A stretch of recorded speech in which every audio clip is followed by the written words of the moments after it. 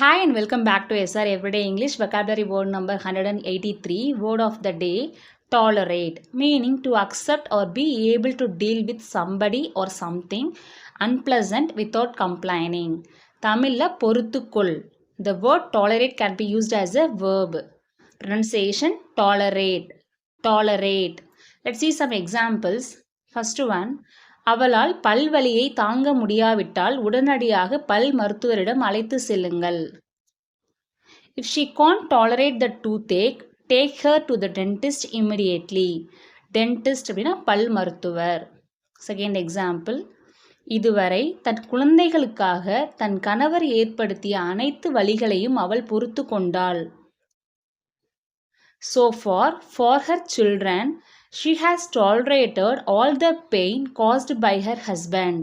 One more time, I repeat the vocabulary word tolerate, பொறுத்துக்கொள். Thanks for watching.